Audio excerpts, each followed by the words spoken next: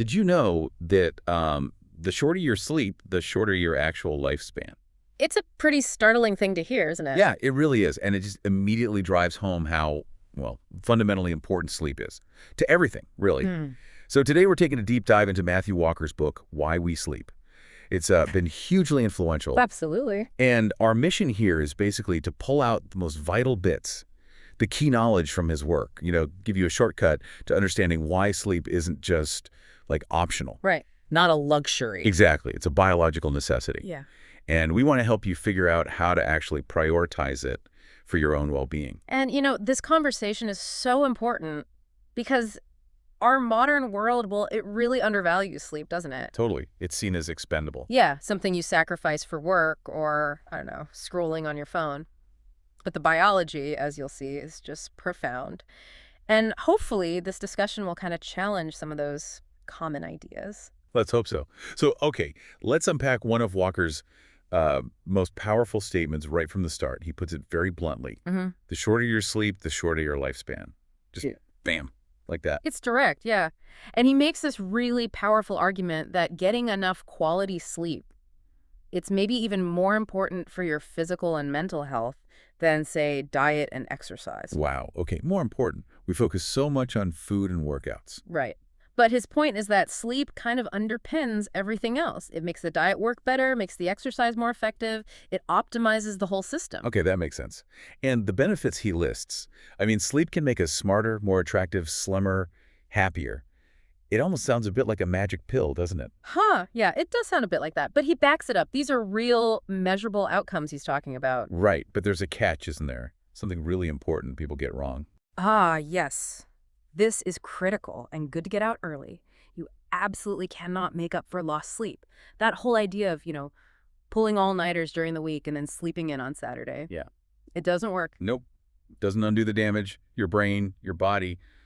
The system just doesn't work like a bank account where you can repay debt later. Yeah. The damage is done in real time. Okay, wow. Okay. So no catching up. That makes understanding how it does work even more critical. So how does our body manage this whole sleep-wake thing, this internal clock? Right. The science is fascinating. We all have this internal 24-hour clock deep in the brain. Scientists call it the suprachiasmatic nucleus. Bit of a mouthful. Yeah, SCN for sure. SEN, exactly. It's like the master timekeeper. Okay, and what actually drives us to feel sleepy or awake? Well, there are two main things working together. First, you've got your circadian rhythm, that's that roughly 24-hour cycle, and it's strongly influenced by light and darkness, largely through the hormone melatonin. Melatonin, right? The darkness signal. Exactly. It tells your body, okay, nighttime's coming. Then, the second factor is something called sleep pressure. Sleep pressure. Yeah, think of it like this. While you're awake, a chemical called adenosine gradually builds up in your brain. Adenosine. The longer you're awake, the more adenosine builds up, and the more adenosine, the sleepier you feel. That's sleep pressure. Ah, so that's the feeling of needing to sleep getting stronger through the day. Which brings us to caffeine. The world's favorite drug, yeah. How does that fit in with adenosine? Well, caffeine is clever, or maybe sneaky. It works by blocking the receptors in your brain that adenosine normally binds to. So it hides the sleepiness signal. Exactly. It tricks your brain into thinking it's not as tired as it is. It usually takes about maybe 30 minutes to kick in.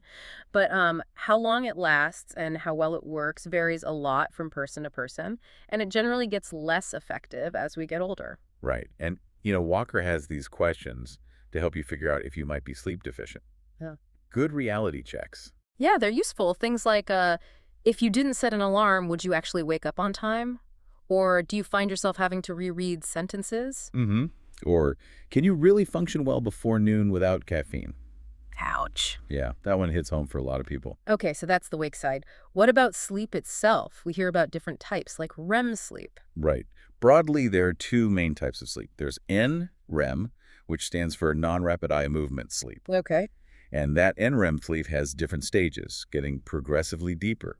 Stages 1 through 4, although some models now combine 3 and 4 into deep sleep or slow wave sleep, And the other type? is REM sleep, rapid eye movement. And this is fascinating because during REM, your brain activity looks incredibly similar to when you're wide awake. Wow. Active brain. That's where dreaming happens, mostly. That's right. Most of our vivid narrative dreaming occurs during REM sleep. So NREM and REM. Yeah. How do they Do they take turns? What's the pattern through the night? It's a very dynamic process. They cycle throughout the night. Think of it like a recurring 90-minute cycle, roughly. 90 minutes. Yeah, give or take. Within each cycle, you go through the NREM stages, down into deep sleep, then back up, and usually into a period of REM sleep. Then the cycle repeats. It's like this constant push-pull battle between NREM and REM for brain time. And they do different jobs. Very different, and both absolutely vital. Deep NREM sleep, which you get more of earlier in the night, seems to be really important for, like, housekeeping. Weeding out unnecessary neural connections, consolidating certain types of memories. Think of it as reflection, maybe? Tidying up? Okay, cleaning house and REM, which happens more later in the night, you said. Yes. REM periods tend to get longer as the night progresses. REM seems crucial for different things, strengthening connections, integrating information in novel ways, processing emotions. It helps build associations and gain understanding. And it stops us from, like, punching someone in our dream. Huh. Exactly. During REM, your voluntary muscles are essentially paralyzed. It's called REM atonia. A very smart safety feature, otherwise we'd be acting out everything we dream. Definitely smart. Oh. Okay, stepping back a bit, is sleep just a human thing or universal? Oh, it's absolutely universal. Every animal species studied so far shows some form of sleep, or at least a sleep-like state. Every single one. Yep. Now, the amount of sleep varies wildly. You've got elephants maybe sleeping just 4 hours. Wow. And then brown bats clocking in around 19 hours a day. 19 hours. Okay. So where do humans fit in? Well, compared to other primates like apes and monkeys, we actually sleep less overall. We do. That's surprising. Yeah. But here's the really interesting part. Humans have a disproportionately large amount of REM sleep compared to other primates. A much higher percentage of our total sleep time is spent in REM. And why is that significant? The theory is that this high proportion of REM is crucial for our complex emotional regulation, our social interactions, and our creativity. It might be one of the things that makes us uniquely human. That's fascinating. Okay, so if REM is so important and sleep cycles matter, what about how we sleep? Like one long block? Yeah. Or something else. Walker talks about biphasic sleep. Yes, biphasic sleep. This is the pattern seen in many pre-industrial cultures, like hunter-gatherer tribes. It typically involves a longer stretch of sleep at night, maybe 7 or 8 hours, Okay. plus a shorter nap, usually 30 to 60 minutes in the afternoon. Right, the siesta. Exactly. The siesta is a classic example. And this contrasts sharply with our modern monophasic pattern, trying to get all our sleep in one go.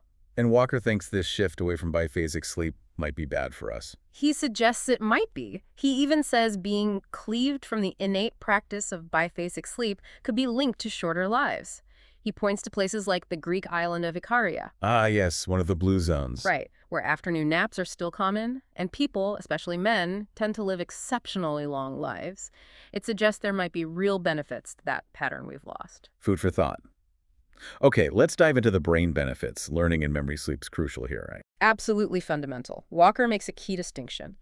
Before you learn something new, getting enough sleep is vital because it basically resets your brain's ability to make new memories. It clears the deck, so to speak, making space in your short-term memory reservoir, the hippocampus. Okay, prepares the brain. And then after you've learned something. Then sleep acts like the save button. It protects those newly formed fragile memories from being overwritten or forgotten. How does it do that, the saving part? It's pretty amazing, actually. During deep NREM sleep, those slow brainwaves we talked about seem to play a key role in transferring memories. They move memory packets, essentially, from that temporary storage, the hippocampus, Right. to a more permanent, safer storage location in the cortex, the brain's outer layer. It's like moving files from a USB stick to the main hard drive. Wow, that's incredible. Yeah. And sleep somehow knows what to keep and what to discard. It seems to, yes. It intelligently sorts through the day's experiences, consolidating important memories and pruning away less relevant ones. He even suggests sleep can sometimes salvage memories that seemed lost. Amazing. What about skills, like learning to play guitar or ride a bike? Muscle memory. Well, muscle memory is a bit of a misnomer. It's actually brain memory that controls the muscles. Okay, makes sense. And sleep is absolutely critical here, too. Walker puts it perfectly. Practice, followed by a night of sleep, makes perfect. Sleep consolidates those motor skills, making them smoother, more automatic. So practice isn't enough on its own. Nope. Practice loads the potential, but sleep solidifies it. And interestingly, even daytime naps, if they contain enough of these things called sleep spindles, bursts of activity, and NREM sleep, can significantly boost motor skill learning. Sleep spindles, got it. Now, what about creativity? You mentioned REM sleep earlier. Yes, this is one of REM sleep's superpowers. During REM, your brain seems to make connections between distantly related ideas, fusing information in novel ways. Like brainstorming while you sleep. Sort of. It's less logical, more associative. It allows you to step outside the box and come up with innovative solutions or new insights that you might not reach while awake. That explains the sleep on it advice for tough problems. Exactly. And there's another profound aspect of REM and dreaming. Walker calls it overnight therapy. Overnight therapy, how so? During REM sleep, there's a dramatic shift in brain chemistry. Levels of noradrenaline, a key molecule linked to stress and anxiety, are practically zero. No anxiety chemical. Right. So this unique state allows your brain to reprocess emotional experiences, particularly difficult or traumatic ones, but without the intense emotional charge. It helps to strip the emotion away from the memory. So you can remember something bad without reliving the full distress. Precisely. It helps gain perspective, process grief, find resolution. It's quite remarkable, like a natural form of emotional healing each night. That's incredibly powerful. Okay, but we often don't get enough sleep. Let's talk about the dark side. The costs of sleep loss. Some are terrifyingly immediate, aren't they? They really are. Drowsy driving, for instance. The number of fatal accidents caused by drivers falling asleep at the wheel actually exceeds those caused by alcohol and drugs combined. That's staggering. Combined. And think about this. Just being awake for around 19 hours straight can impair your cognitive function and reaction time as much as being legally drunk. 19 hours. That's just like getting up early and staying up a bit late. Exactly. It's not an extreme level of deprivation for many people's schedules. And Walker uses this really stark phrase. He says, wakefulness is low-level brain damage, while sleep is neurological sanitation. Oof. Low-level brain damage. That's sobering. It really makes you think. Does it? And linking this to long-term health, the connection to Alzheimer's disease is becoming terrifyingly clear. Alzheimer's. How strong is the link? It's significant. Chronic lack of sleep, especially that deep NREM sleep, seems to impair the brain's ability to clear out toxic proteins, like amyloid beta, which accumulate and form plaques in Alzheimer's patients. Lack of sleep is now seen as a key modifiable lifestyle factor that can dramatically increase your risk. Wow. A key factor we can actually change. That's huge. And it's not just Alzheimer's, is it? The harm is widespread. Absolutely. Walker is emphatic. No facet of the human body is spared the crippling, noxious harm of sleep loss. He connects it to a whole host of issues. Increased risk of anxiety, depression, bipolar disorder, stroke, even chronic pain sensitivity gets worse with poor sleep. Good grief. What about the heart? Huge impact there, too. Adults over 45 who consistently sleep less than 6 hours a night, they have a 200% increased risk of having a heart attack or stroke compared to those getting 7 or 8 hours. 200%. Yes. And the daylight savings time example is just startling proof. That 1 hour of lost sleep opportunity in the spring. Hospitals see a significant jump, around 24%, in heart attacks the following day. Just from 1 hour. Just 1 hour across the population. And conversely, in the autumn, when we gain an hour back, heart attack rates plummet. It's a massive natural experiment showing the immediate cardiovascular cost. That's undeniable evidence. Okay, what about weight? Does lack of sleep make you gain weight? It certainly contributes significantly. When you're sleep deprived, your body's hormones regulating hunger and fullness get thrown out of whack. How so? Levels of ghrelin, the hunger hormone, go up. Levels of leptin, the hormone that signals fullness, go down. So you feel hungrier, you feel less satisfied after eating, and you tend to crave high-calorie, sugary foods. The recipe for disaster. Pretty much. It strongly contributes to obesity and increases the risk of type 2 diabetes. Plus, short sleep makes your body more likely to burn muscle for energy and hold on to fat when you're trying to lose weight. Oh, great. So harder to lose weight and you lose muscle. Unfortunately, yes. And your immune system takes a massive hit, too. How bad is it?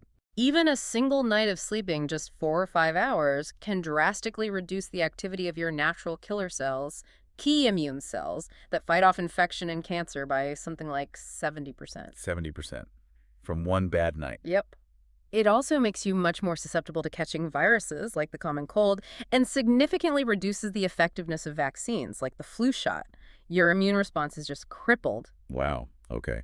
And you mentioned testosterone earlier. Right. For young, healthy men, just 1 week of sleeping, only 5 hours a night, can lower their testosterone levels so much that it effectively ages them by 10 to 15 years in terms of virility. A decade or more in 1 week. It's a dramatic effect, Yeah. showing how deeply sleep impacts hormonal health, reproductive health, basically everything. It really does seem to touch everything. Okay, let's shift gears a bit. How does sleep change as we age? Starting right from the beginning, even before birth. Well, even in the womb, human fetuses spend almost all their time in a state that looks a lot like sleep, with a huge amount of it resembling REM sleep. Mostly REM. Yeah, it's thought to be crucial for wiring the developing brain. And interestingly, some studies show infants and young children with autism tend to have significantly less REM sleep compared to neurotypical kids. Interesting correlation. And what about once they're born? Baby sleep is notoriously fragmented. Ah, yes. Anyone with a baby knows that. Infants and young children have what's called polyphasic sleep, lots of short sleep periods scattered throughout the 24 hours. Many phases, okay. Right. That master clock, the SCN, isn't fully developed yet, so their sleep isn't consolidated into one long night block. And there's a theory that the really deep NREM sleep they get is a major driver of brain maturation during childhood. Makes sense. Then comes the teenage years. The land of late nights and sleeping in. What's going on biologically? Ah, yes, adolescence. There's a well-documented shift in the circadian rhythm during puberty. It basically shifts later. So they're not just being lazy. No. Biologically, their brains aren't ready for sleep until later in the evening, maybe 10 or 11 p.m., or even later. And consequently, their natural wake-up time shifts later, too. Asking a teenager to be alert and learning at 7:30 a.m. is like asking an adult to function well at 4:30 a.m. Right. Walker says asking them to go to bed at 10 p.m. is like asking an adult to sleep at 7 or 8 p.m. Exactly. Their internal clock is just in a different time zone, essentially. Okay, so what happens as we move into midlife and beyond? Does sleep get worse? Generally, yes. For many people, sleep tends to become lighter, more fragmented, and they experience more awakenings during the night. Getting consolidated, deep sleep often becomes harder. But do older adults actually need less sleep? That's a common belief. That's a pervasive myth. Older adults need just as much sleep as they did in midlife, typically 7 to 9 hours. The problem isn't that they need less, it's that they are often less able to generate that deep, continuous sleep. Why is that? Several factors contribute. Changes in the brain regions that generate sleep, maybe weaker circadian signals, increased likelihood of medical conditions or medications that disrupt sleep. And that decline in deep NREM sleep, the really restorative stuff, that can actually start relatively early, even in our late 20s or early 30s. Oh, 20s. Wow, that early. And things like, needing to get up to use the bathroom more often, a weakened bladder that obviously fragments sleep for older adults. And the consequences of this fragmentation, this lower sleep efficiency, they're serious. They really are. Lower sleep efficiency scores in older adults are strongly linked with higher mortality risk, poorer physical health outcomes, increased rates of depression, and faster cognitive decline, including memory problems. So dismissing poor sleep in older age as normal is a big mistake. A huge mistake. They need the sleep just as much, maybe even more, given the other health challenges they might face. And remember, alcohol, it's a major sleep disruptor at any age, but it can particularly worsen fragmentation and suppress that vital REM sleep, making things even tougher for older adults. Right. Okay, so knowing all this, what's messing up our sleep in the modern world? Walker points out some key culprits, right? He does. He identifies about 5 major factors that are conspiring against our natural sleep patterns today. Okay, what are they? First, constant electric light, especially the blue spectrum light from LEDs and screens. Second, regularized temperature, keeping our homes at a constant, often too warm temperature year-round. Right. We override the natural cooling cue. Exactly. Third, caffeine, which we discussed. Fourth, alcohol. And fifth, the legacy of industrialization punching time cards, rigid work schedules that ignore our natural variations in sleep timing. Let's talk about light. That iPad example is pretty shocking. It really is. Reading on an iPad for a couple of hours before bed can suppress your natural melatonin release by over 50% compared to reading a regular book. And it can delay the timing of that melatonin surge by up to 3 hours. 3 hours. That basically pushes your internal clock later, making it harder to fall asleep and wake up. Precisely. So the advice is pretty clear. Dim the lights significantly in the last hour or two before bed. Use blackout curtains to make your bedroom truly dark. Install blue light filtering apps on your devices, or better yet, avoid screens altogether close to bedtime. Okay. And alcohol. We know it suppresses REM, but how else does it wreck sleep? People think it helps them fall asleep. It might make you feel drowsy initially, yes. That's because it's a sedative. But the sleep it produces is not natural restorative sleep. It's more like sedation. How is it different? Alcohol fragments sleep architecture. It causes many brief awakenings throughout the night. You might not even remember them, but they prevent you from cycling normally through the sleep stages, so you wake up feeling unrefreshed. Again, it's one of the most potent suppressors of REM sleep we know of. So the nightcap is actually counterproductive for good sleep. Massively counterproductive. Walker's advice is basically abstinence if you want optimal sleep quality. Okay, temperature, you said we need to cool down. Yes, your core body temperature needs to drop by about 2 to 3 degrees Fahrenheit to initiate and maintain sleep. The ideal bedroom temperature for most people is actually quite cool, around 65 degrees Fahrenheit or 18.3 Celsius. 65, that sounds pretty chilly. It might feel cool initially, but it helps your body reach that necessary lower core temperature. And that hot bath trick is interesting. Right, taking a hot bath helps you cool down. Paradoxical. It seems so, but here's how. The hot water draws blood to the surface of your skin. When you get out of the bath, all that heat radiates away from your skin surface, causing your core body temperature to plummet. This rapid drop helps trigger sleepiness. Clever. Okay, what about alarm clocks? We rely on them, but they're bad. Well, the need for an alarm clock is often a sign you're not getting enough sleep naturally.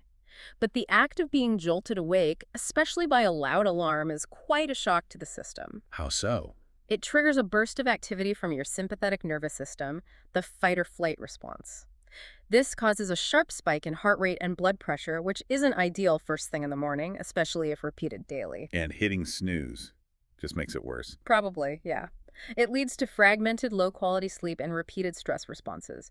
Best to try and wake up naturally or at least get up with the first alarm. Easier said than done sometimes. Now, we should probably briefly touch on actual sleep disorders. Right. Things like chronic insomnia, difficulty falling or staying asleep, narcolepsy, which involves excessive daytime sleepiness and sudden sleep attacks. And there are rarer, even fatal conditions like fatal familial insomnia. From lack of sleep. In that specific genetic disorder, yes, but it highlights sleep's fundamental necessity.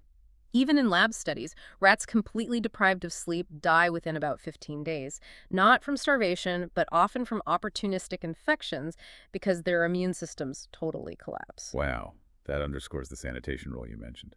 Okay, so if someone does have insomnia, what about sleeping pills? They seem like the obvious answer. They seem like it, but Walker is very critical. He emphasizes that currently available sleeping pills, whether prescription or over-the-counter, do not induce natural biological sleep. They essentially sedate you. Sedation, not sleep. Right. And the sleep state they produce lacks the restorative benefits, particularly the deep NREM sleep. Plus, the safety data is concerning. He cites studies showing that people regularly taking sleeping pills have significantly higher mortality rates, like 4.6 times higher overall compared to non-users. Even occasional use carries a substantially increased risk, maybe 3.6 times higher. Whoa, that's alarming. Higher risk of death. Yeah, and increased risk of infections, cancer. The pills are not benign, and they don't fix the underlying problem. So if pills aren't the answer for chronic insomnia, what is? The gold standard, first-line treatment recommended by major medical bodies is cognitive behavioral therapy for insomnia, or CBTI. CBTI, how does that work? It's a structured program that helps people change their thoughts and behaviors around sleep.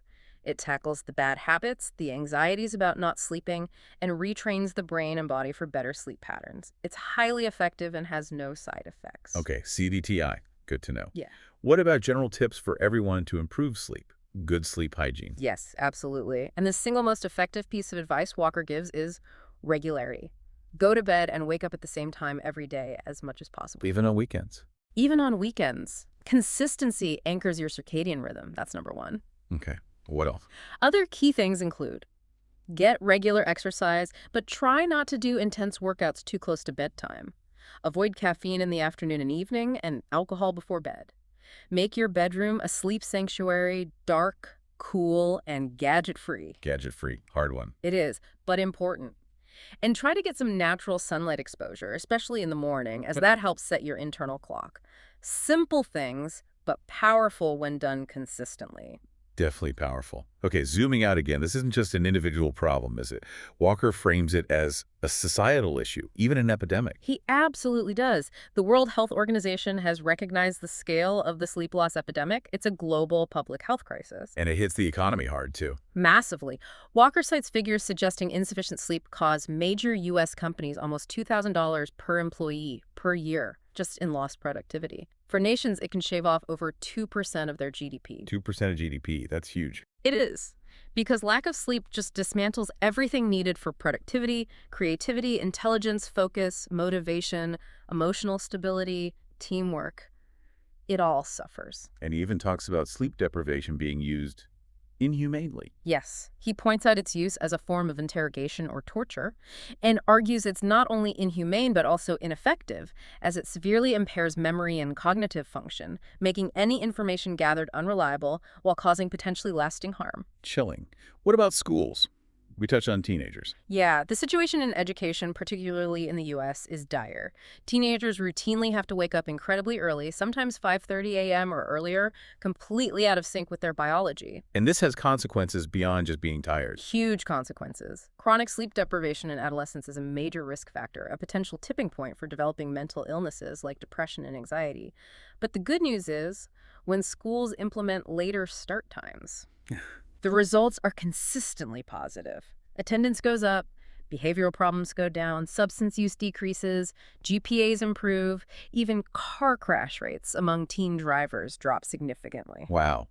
The benefits seem so clear. They really do. It seems like a no-brainer, biologically speaking. In healthcare, the stats there were terrifying. Medical errors. Truly alarming. Something like 1 in 5 medical residents admits to making a serious medical error due to fatigue, errors that cause significant patient harm. And 1 in 20 admits their sleep deprivation contributed to a patient's death. 1 in 20. Killing a patient. It's horrifying, and medical errors overall are estimated to be the 3rd leading cause of death in the U.S., with fatigue being a major contributing factor for healthcare professionals working grueling hours. Makes you think twice. Walker even suggests asking your surgeon how much sleep they got before an operation. Yeah, maybe a question worth asking, however awkward. It highlights the gravity of the situation within the medical system itself. Absolutely. So, looking forward, what's the vision? How could society start to fix this? Walker paints a picture of a future where sleep is valued. Imagine sleep trackers integrated with smart home devices to optimize your bedroom environment automatically. Imagine sleep education being standard in schools from a young age. Okay. Companies could actively incentivize good sleep habits, offer flexible work hours that accommodate individual sleep chronotypes, the larks and owls. Even health insurance could potentially reward people for prioritizing sleep. A whole systemic shift towards recognizing sleep's value. Exactly. Acknowledging it not as laziness, but as essential maintenance for health, productivity, and well-being. So, wrapping this all up, after this deep dive into why we sleep, Mm. the takeaway message seems incredibly clear. Mm-hmm. Sleep isn't optional. It's Yeah. not a luxury you can afford to cut back on when you're busy. Yeah. It's a fundamental, non-negotiable biological necessity. Absolutely. It impacts literally every part of your brain, your body, your mood, your health, your entire life. So, the final thought we want to leave you with, after exploring all this, the incredible power of sleep and the really quite devastating effects when you don't get enough. What's the one single change you are going to make starting tonight to prioritize getting more quality sleep in your own life? Thank you for joining us on this deep dive.